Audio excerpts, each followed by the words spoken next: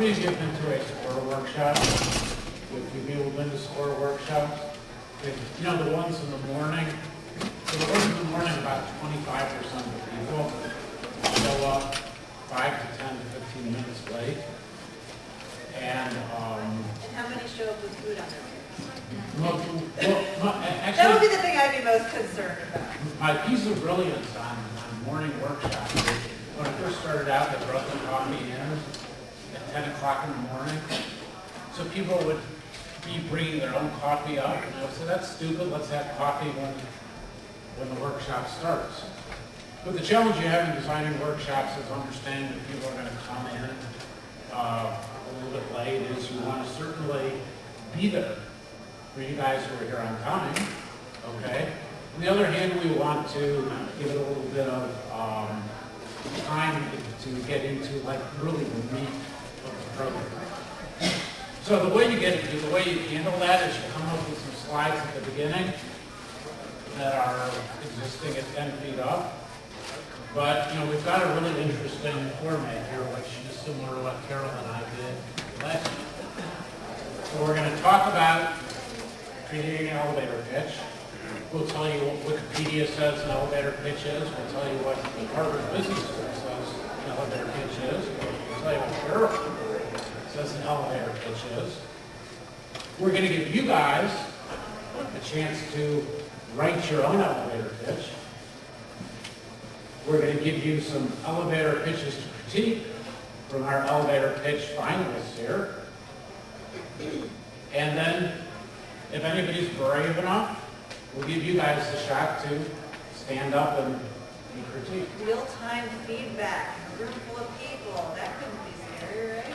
Okay, if you do want copies of this presentation, I posted up a link on my website. It's www.e-conversation.com. It's over on the home page on the right-hand side, underneath the picture of me doing it. And that's supposed to be pointing something out, not out of Saturday night. Okay. So, what is an elevator pitch? Come on in. Come on in. So, what is an elevator pitch? So, this is what Wikipedia says an elevator pitch is. Okay. A short summary. Defining a person for a profession.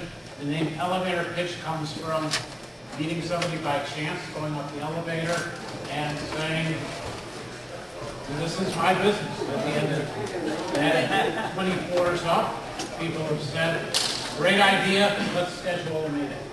So the purpose of an elevator pitch isn't to make the sale. The purpose of an elevator pitch is to get that meeting. Mark, actually, it's almost like a resume is not going to get you a job, but a resume gets you that meeting, that next step. So you're really trying to do something quick that engages. So now we'll go to Harvard Business School. What does Harvard Business School say? To keep it short, what would you most want the listener to remember about you?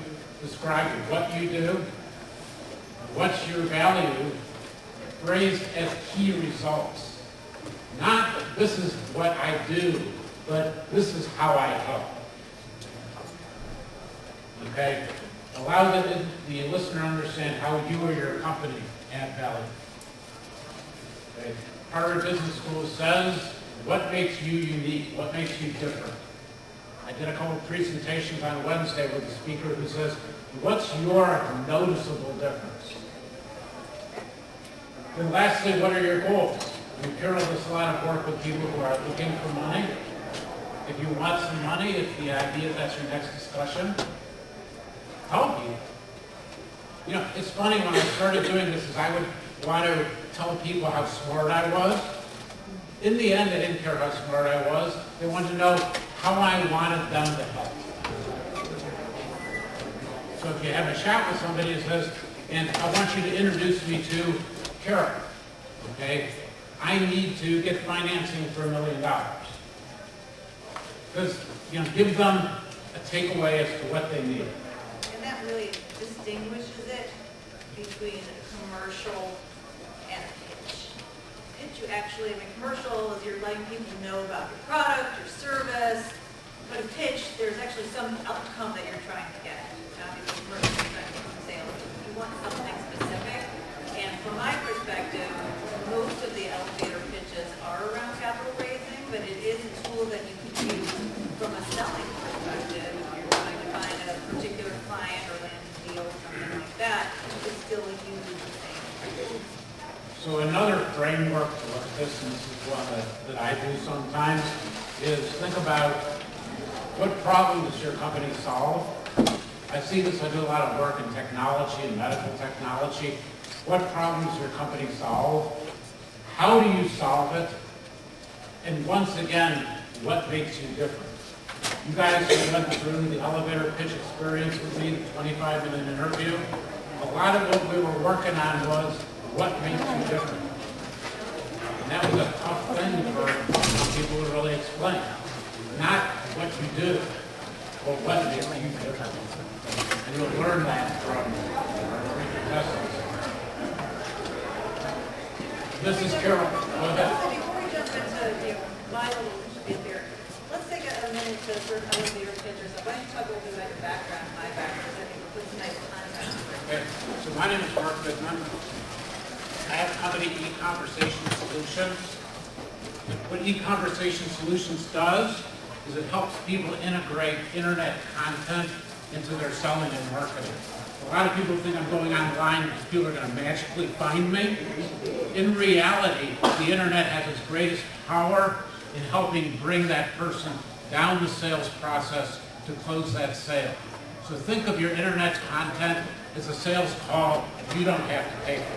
All right, so if you don't know me, I'm from Roth. I always say my title is that I make people think, I make them laugh, and I make them money. I don't have anything to pitch you. I'm here to help you. But the reason why my perspective is relevant here is I call myself a recovering investment banker. I've done about $2 billion in my lifetime. So I've gotten pitched on all sorts of things, from small businesses to big businesses to why different companies should come together. In addition to my work on CNBC as an honorary contributor, I'm also often on MSNBC Show Your Business. How many of you watch Your Business on MSNBC? And they actually have an elevator pitch segment that sometimes has a nice little elevator graphic behind you, and companies actually come on TV and pitch us. So I think I have some good value add to the equation. So I don't want anything from you today. I'm not going to pitch you, but please pitch me. So one thing I would suggest, you're going to be intrigued by Carol. You should follow her on Twitter. You should like her on Facebook. Not because she isn't followable or likable, but she has great inputs every day. And my Twitter is @CarolJS. Okay, so Carol, this is your slide. All right, so first thing, if you're going to have an elevator pitch, you have to believe in what you're selling. If you don't believe in it, I am not going to believe in it. We only have a few short minutes together. I cannot tell you how many times people come up to me and go, well, I'm doing this thing, and it's not that interesting. It's not that interesting, well then why do I care about it? You want to be confident and really exude not a cockiness, not an act, but like really believe in what you're doing. If you don't believe in what you're doing, then we have a separate set of problems that we need to analyze. But theoretically, you should be spending time in pitching on something that you're really jazzed about, because you're spending all of your time and all of your effort about it. So that's the very first thing that I want to see in an elevator pitch, is your confidence and your enthusiasm. And yes, like I get what it is I'm talking about. I'm excited about it. I'm interested in it. It's interesting. That's the very first thing that comes across. Is having that level of confidence. Another thing that I like to do in an elevator pitch is whatever you tell me, and really whatever you tell anyone, but especially whatever you tell me, I'm going to have some objections to it. Whatever you say, there's going to be some reason why it doesn't work. And theoretically, as you're going through your business and you're having discussions, you know what that hurdle is. You know what that one thing is that everyone stops you and says, you know, here's why it wouldn't work. You have some reason for it. So in your quick little pitch, highlight that objection and tell me why, not that it doesn't matter, but why you're going to overcome it. I know everybody says that they want to be on TV, but I'm on CNBC and they pay me for it already, so I'm confident that I can continue on in my media career. As easy, as simple as that. You've addressed it, and that person's like, okay, well then I can't bring that point up again because you've already told me what the issue is. As Mark was alluding to, you have to have that secret sauce. Because if you say that you're an attorney or that you make some sort of food, you have a restaurant, whatever it is, I can tell you 1,000, 10,000, a million other people who are doing that same thing. So there has to be something about you, some opportunity that you see, and why you're the best person to address that opportunity. So make sure that you get that in there right up front. Now, if you're doing any sort of a financial pitch, and I really do think that the crux of the elevator pitch is pitching for money, I want to know how you make money. If you don't have a business model to make money, that is not a business, that is charity work or volunteerism, and it's a totally separate thing. So people don't understand. So I want to understand real quickly what your business model is and how you make money. One, because it shows me that you're actually thinking about it. There are a lot of people who pursue businesses with passion. They're not really focused on the profits. If I'm going to invest in my business, that's not the kind of business I want to invest in. I want to invest in something that can turn a profit. So you really want to understand that from you. And I don't think enough people really spend enough time around how you're making money. I also, in my mind, want to see if it's realistic, because there are lots of ways people think that they can make money, and they actually probably can't make the level of money that they think, or it's not scalable or whatnot. So I really want to understand what you think your business model is, and that you've actually given thought to that. That was when we were looking at the videos that were submitted for the elevator pitch contest. There were at least 20 to 25% of the videos we looked at, and you had that question, yeah, but how's that person going to make money? I would say it was higher. I would say it was 90 to 95% of them. I'm not joking. And we'll talk about these winners were the cream of the crop, and I looked at pretty much every single one of them, and just far too few really got into the crux of what's your business? Like, how are you creating money? Like, it's a nice thought, but how are you making money? Again, how you are that best person to execute. So I've got this great idea, we've got this special sauce. So why you? What contacts do you have? What credibility do you bring to the table? And one of the things that I really like is hard statistics as much as possible. When I came in here and I told you that I've raised $2 billion or more, I could have told you that I raised a lot of money or done a lot of deals. And that doesn't have the same impact as $2 billion.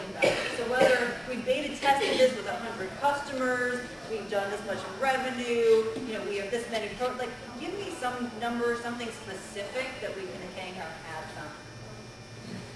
Then milestones. In terms of those specific numbers, tie them to things that you've accomplished. So we already have 10 paying customers who've given us a proof of concept, which has led us to creating $600,000 in revenue. We're on our way to $1 million, and what we need is to hire 3 more developers to get there. So you're setting up the things that you've done and kind of what that next milestone is. And then, most important thing, I said this morning, everyone is always tuned into their favorite radio station, WIIFM. What's in it for me? So if you're telling me this, why do I care? I think that this is an incredible opportunity for you to get in early on a company where we plan to grow it to $500 million in revenues, to be a great partner, and to help us realize the successful vision. So you told me the what's in it for me, and then also, like Mark said, what it is that you're asking for. Sometimes I hear the thing and I'm like, okay, that's nice. Good luck to you. So what is it that you're trying to accomplish? And if it's capital raising, how much are you raising? What's it going to be used for? What does that get to you? So I would love someone. I got one over here. And the other question is, how can you introduce me to great investors in your network? Absolutely. That's another great way. It doesn't, the person that you're pitching to doesn't have to be the end person. They may be a conduit. And I can tell you that people are all very helpful. They just need to know what it is that you need from them. And I have so many people who come to me for help, and just kind of give a generic, like, if there's any way, that you think can be helpful helpful, that would be great.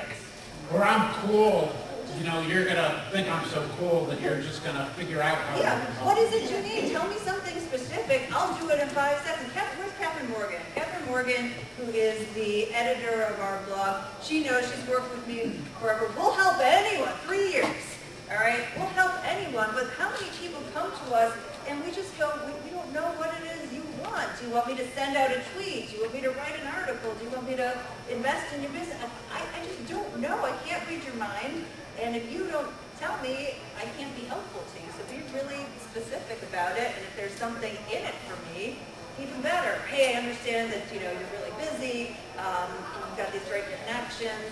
Would you mind introducing me to this person? And oh, by the way, I have this ability to help you out. So that's something that, if it's not a direct money pitch, is a good way to do it. So that's the throw a Roth version of what makes it good. So we're going to show you a couple more slides, and we're going to have our elevator pitch finalists come up, and you can judge them against this criteria here. So a few more things. As Carol was saying, tailor your pitch to them, not to you. So especially you guys who are doing it in a networking event where you clearly have more than 30 seconds, maybe you want to spend 10 seconds getting a sense of where they're coming from, and then say, aha, I'll use elevator pitch C on this person. Okay, eliminate industry jargon. Wow, this one is really important. I was looking at a website, and this guy's talking about, and we feature B2B, B2Board capability. Well, what the heck is B2Board capability? And, let me actually throw something in there. A way to do this, I say make it so somebody who doesn't speak the language very well at all, like some people from a foreign country and had, maybe some grasp of English, can still understand it.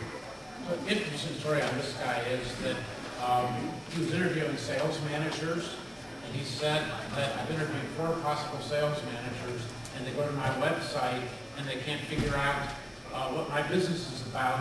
What's wrong with them?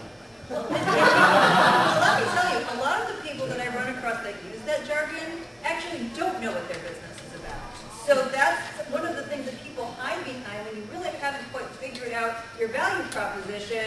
Well, it's B2B solutions that help leverage and maximize success for all of the small businesses out there. What do you do? Tell me what you do. So, get really clear on what it is you do and your value proposition, and again, the real simplistic, and especially if you're in an industry like technology or something that has a lot of specific terminology, put it in that like 5-year-old language where that person doesn't speak the language, so that we can have a graph and be able to evaluate the model and see if it's something that might be of interest.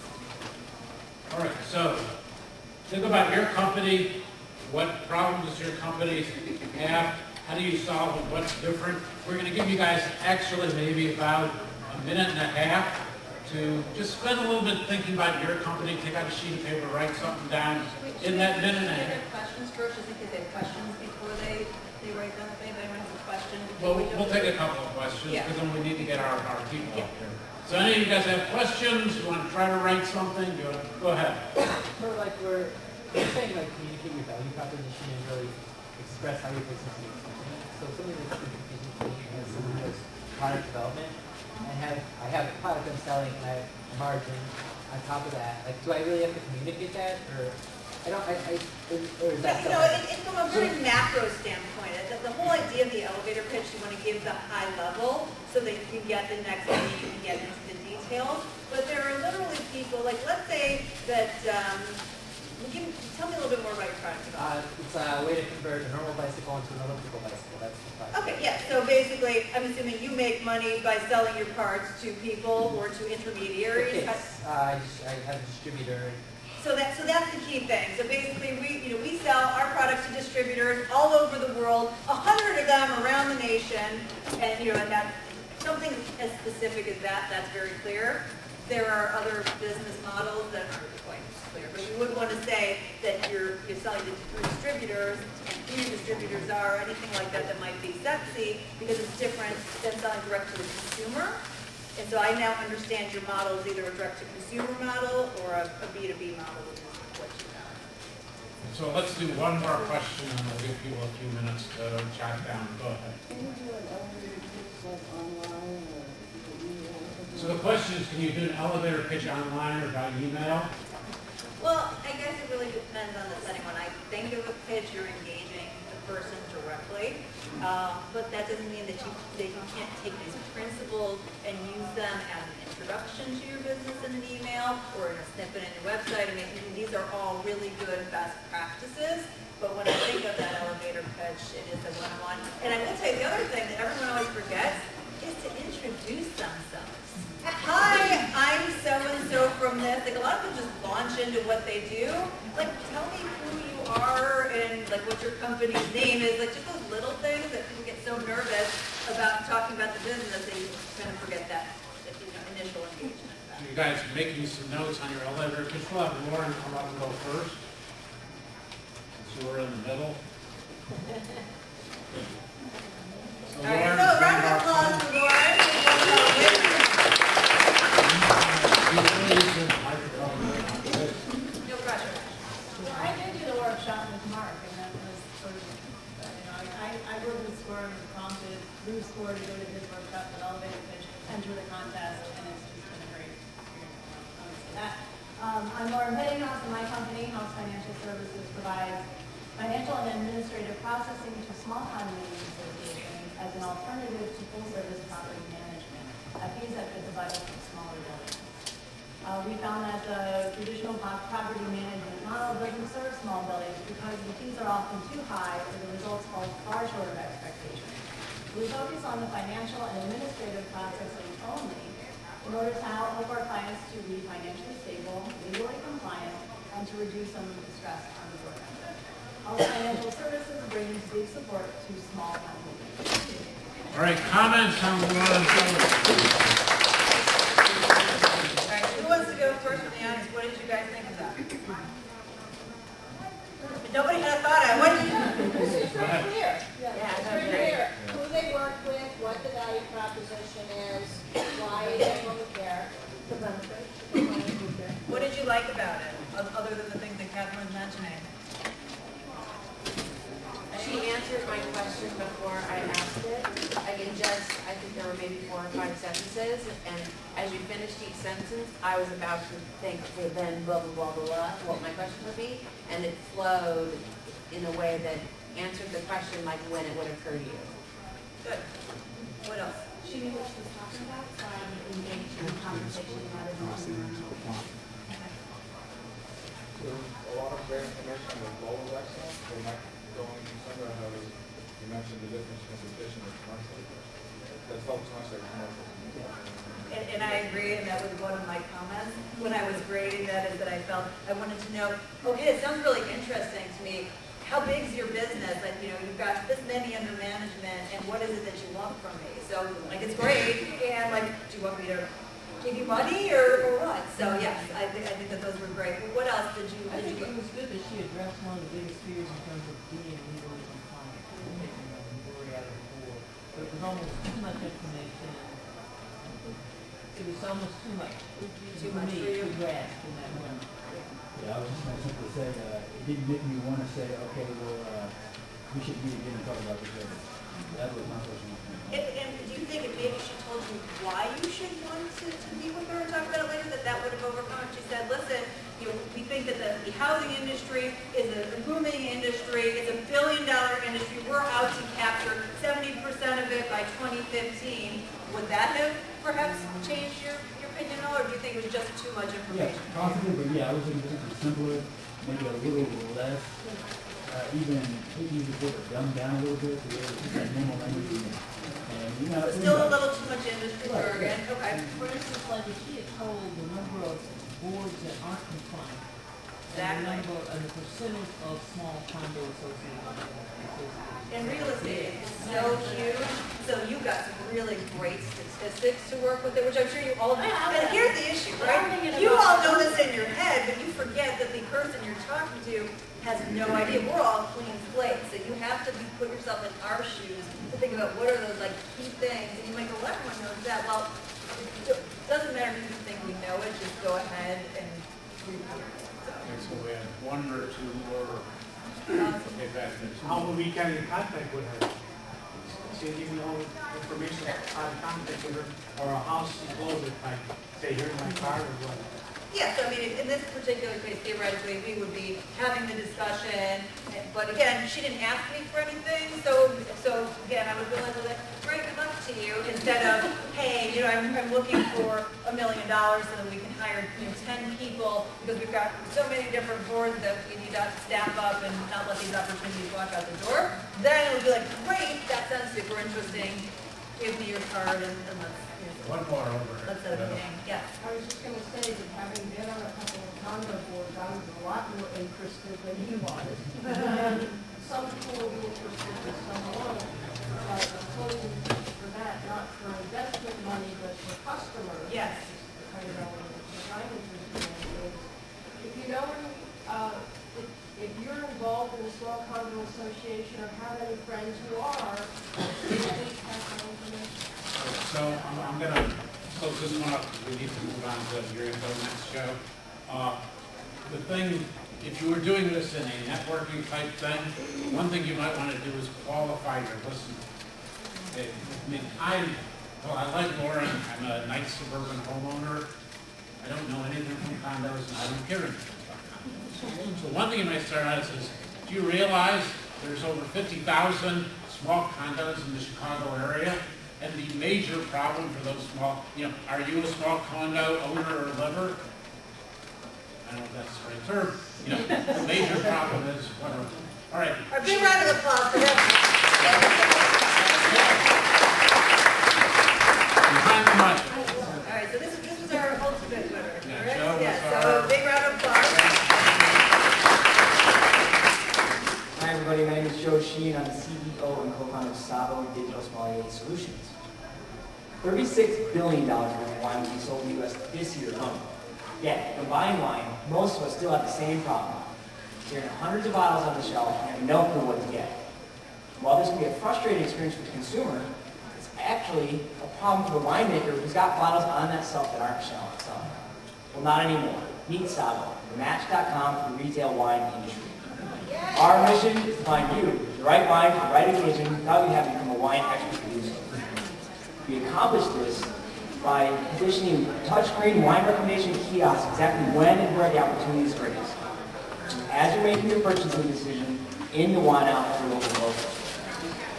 We currently have 13 live locations and generating revenue from some of the biggest wine retailers in the United States. We have data to prove that we drive sales, a great team, and a product with a payback period of only a few months. Now we're looking for the right investors to join us in revolutionizing the way average people buy wine. Thank you.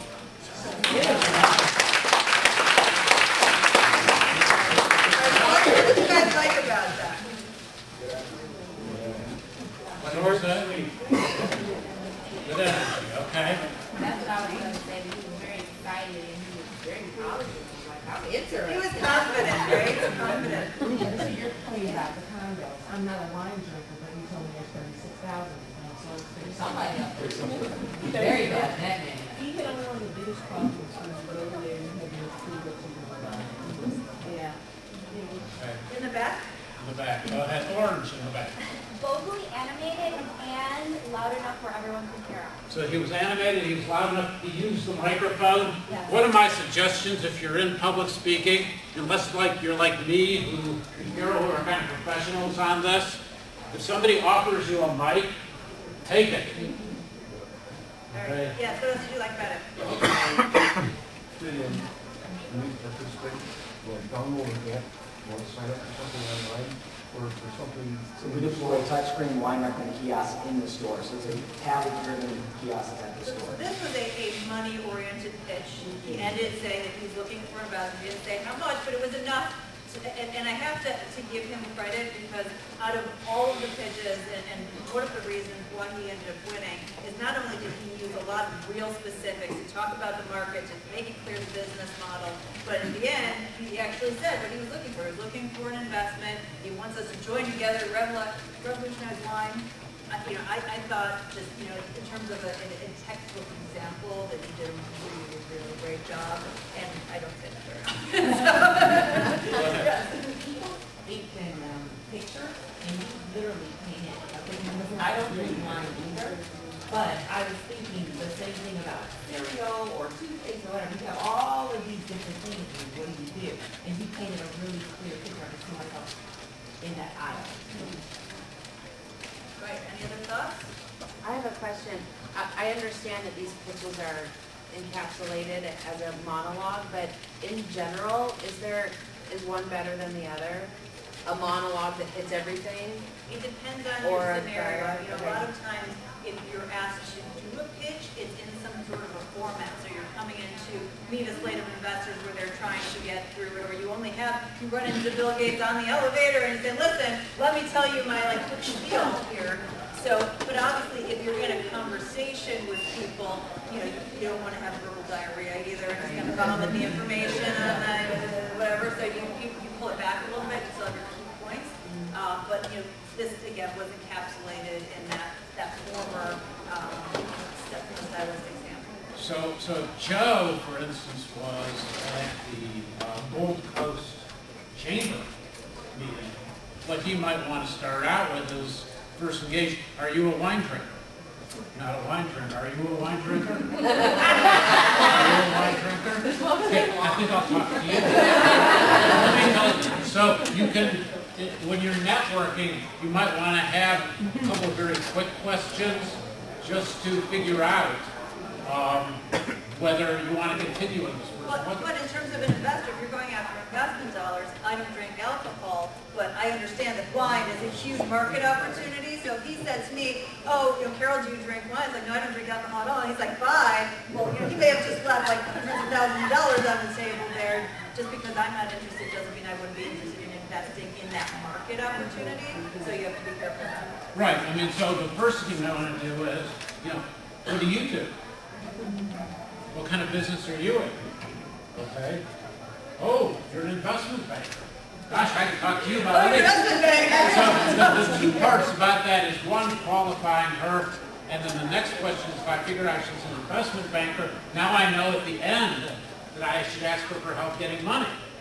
Well, if you came to me and asked for help getting money, it's kind of less of a big deal. So that's part, if you're building your elevator pitch in a networking event, you do have some ability to do some things. Go ahead. But here, wait, I just want to point out really quickly, though, you know me, so if he met you at a networking event and said, at the end of the day, I'm looking for investors, to raise X millions of dollars to help me take this to the next level, Mark might go, oh, do you know Carol Roth? Let me introduce you. So again, having that takeaway, even if it's not the direct person, they may have that connection. So being really clear on what that is right. is the key. Okay. Go ahead. Why like doing that ratio?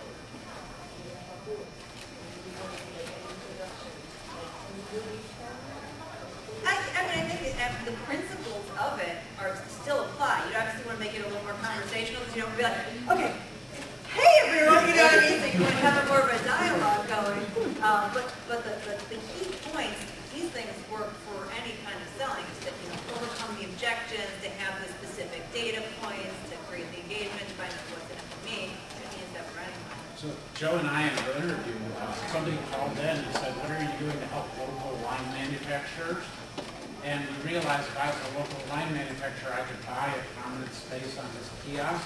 So if you had a trade show, you might want to do it and say, at this show I'm focusing on finding local wine manufacturers. So if you, are you one, do you know one? One more comment? Go ahead. Maybe it's something I have an issue with elevator pitches in general, but how do you build, there are a lot of claims being made, during an elevator pitch. How does the person who's making those claims, making the pitch, build authority or I think a lot of times it has to do with bringing in the personal element. So, I think the one thing that's missing from his pitch is the why him. So if he had spent, 10 years in the wine industry, or he had written 10 books on wine, or something like that that gives you that extra credibility, that can sometimes overcome the hurdle. But if it's not the case, you just came up with a great idea, then you leave it out, and again, it's to get the conversation to the next level. So at that next level, then you can go in deeper about who you are and why you bring your credibility and your background, which may not be as obvious in a short period of time. It may take a little bit longer to explain. The key thing is authenticity. You know, we had Peter Field. An interview with Peter Field was a up-and-coming men's clothing store. And when I talked to Ben there, he was saying, you know, me and my partner worked for Joseph A. Bank. And worked for Joseph A. Bank, we walked away and said there ought to be a better way to do this. So if you can make it personal and passionate and authentic and credible, that's where you want to go. You got one more, right? Yep. Abby. Thank you again. Big round of applause. Another one of our finalists and check recipients. Yay.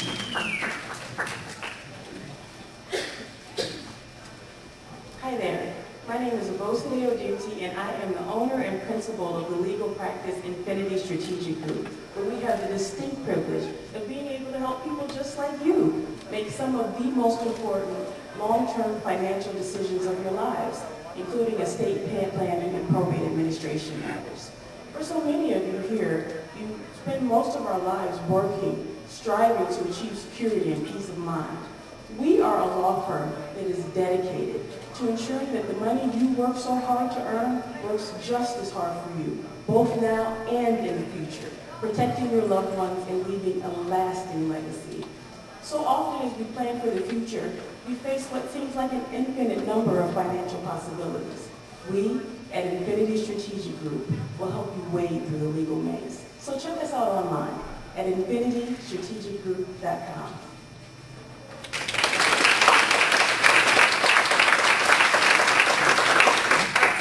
What did you guys like about that? Passion. Passion is key. What else do you guys like about it? You look like I'm What else? What's in it for you, right? It's huge. What might have driven it home just a little bit more is if she could tell some type of horror story to somebody that she had to clean up the act that didn't do a lot of it too, because people respond a lot of times. Painting that picture and the emotional connection. And that brings it home a little bit more, which was excellent. That was a just driven home. Yes. I really wasn't clear on the bridge between the law and the financial part of it. It's confusing me. Like, are you a law firm? Are you financial services? Where are you? Well, I am a law firm, but we deal with finances because estate planning is you manage your assets to leave for your heirs. So it's not enough. But that's again the bridge is don't assume that the person out there has the same knowledge base as you. So from my perspective, I love it. First of all, I think that you come across as so authentic and caring about what you do. I do feel like it was more of a commercial than a pitch. So for me, that was my takeaway, especially understanding the estate planning side of things, that, every year X number of people, pass and leave X millions of dollars on the table, that, kind of like you said, being that you have a business that's somewhat based on fear, so you kind of have to work that fear base a little bit, but also then tell us what you want. In this particular case, it was sort of a plea to the customer, so that was good in that context, but from an investment standpoint, I'd like to know, especially with a legal firm, is there a product that's scalable? Is it a one-person entity? Are we growing this across the country? And what do we want from me? But so your horror story might showcase the bridge between the law and the finance, and then it also rolls into your uniqueness, because you uniquely can solve these problems that overlap the law and also why you, and that's a particular, especially something like that where it's family planning, it's death. So what is it in your background that drove you to this? I have, in my own background, I've dealt with a lot of death where my father passed away and we were left without knowing what to do. So is there a story like that, or have you been working, within estate planning for 25 years? Just something that gives that extra credibility. You're so likable, but what's that extra credibility about what makes you the best person to handle this versus all the other estate planners who are out there? Go ahead. I felt like she did a double take on stating the problem twice. It was like I heard the problem, and she came back again. I heard another set of problems. It was like Okay, now here's another. Too many problems for your shoulders, Yeah. right? More money, more problems, right, yeah. You got me the second time, I'm like, oh, it sounds like we're reiterating ourselves. That's what I So the bridge between, I think, finance Yeah, and, And also just make it simple. Also, if you do a lot of different things, focus on one, sort of that big element that ties everything together. You don't have to tell everybody every single thing that you do. If you're doing a lot of things, it's just kind of that one overarching macro, big opportunity that you might want to focus on in a short period of time. Then once they're engaged and you get to know you, you can kind of on to the other thing. But again, people can only process so much information because they think the issue that you are. Go ahead. Oh, well, didn't hear an ask.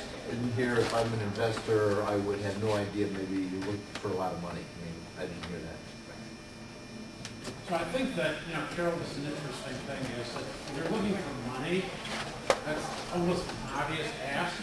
But if you're looking for a business, you're looking for a referral, what's an ask if really I want somebody to buy from me?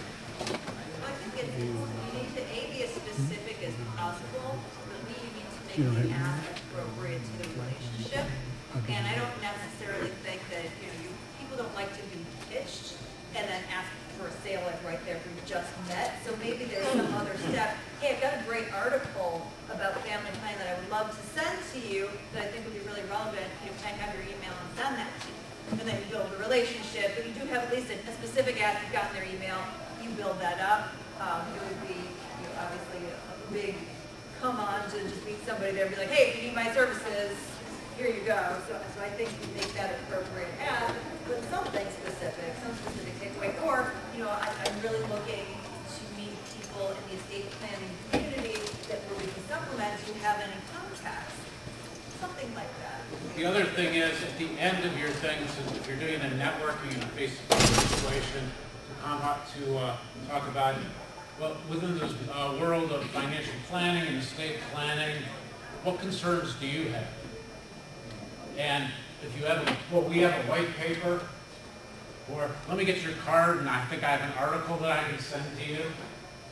So the nice thing, like I said, when we're talking about elevator pitches, is so many of us, people find out about our company not on the internet, like I was saying, but through events like this, through networking.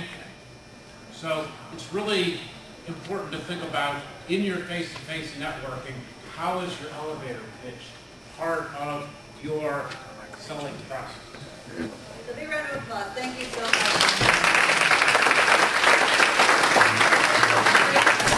Anybody want to stand up and give a pitch? Well, this is an opportunity because we're a small business owner, so this is a seize the day opportunity here. All right, go ahead. I have a campaign called A War on Filth and Fear. By design, I'm prepared to stabilize your property value, reduce crime, encourage your social ability, and encourage development in your community. I work in churches by telling them that my name is Sal. Help Sal get the hell away from your church by identifying children who want to go out and clean up a vacant lot or do something about a house that might be open. This is the cleanest, cheapest route toward economic development. Sometimes it doesn't always take time, just some time. But my effort is unique in that the cleansing process starts from the inside out. Okay, so we'll take two comments, and then we have one other person. So two comments relative. Any comments? We needed to give a case study as to what you did as an example of a community, because he was just speaking in jargon. I was wondering. No. Can we applaud for him first? I mean, he jumped up and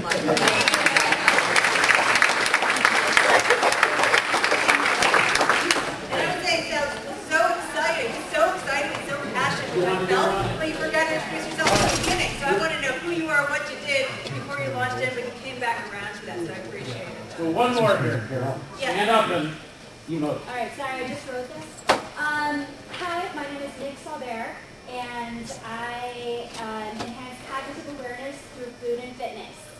Research shows that incorporating certain foods and Research shows that eating certain foods and incorporating certain physical activities enhances cognitive awareness naturally by increasing neurotransmitters. As a teacher in a low-income area, I saw the difference of students whom ate certain unhealthy foods versus those students who were engaged and ate healthier foods. Then it made me think about my personal experiences. Within a time frame of 1 year, I was displaced from a full-time psychology teaching position, lost my first home in a short sale, and had a broken engagement. I looked back at my lifestyle and found what I ate and what I did, which helped me overcome depression. Comments?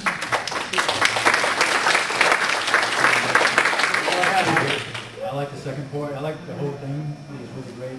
The second part seemed like it was more you, like you owned those words because it was, like you said, personal. I think the first part was something maybe that you wrote down, maybe that you put together, or something that was your own. You know what I mean? Oh, no, My quick comment is, what the heck is cognitive?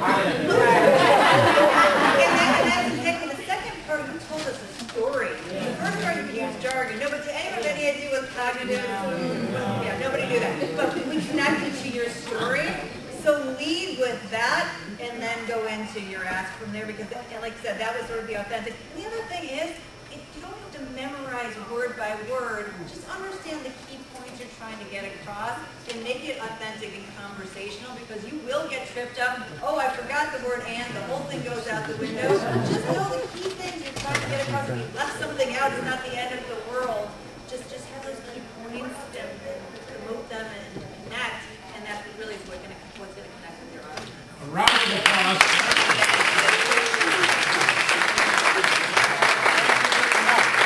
We'll see you guys next year. If you want information on the items, the cards up here, you can get access to the slides off my website.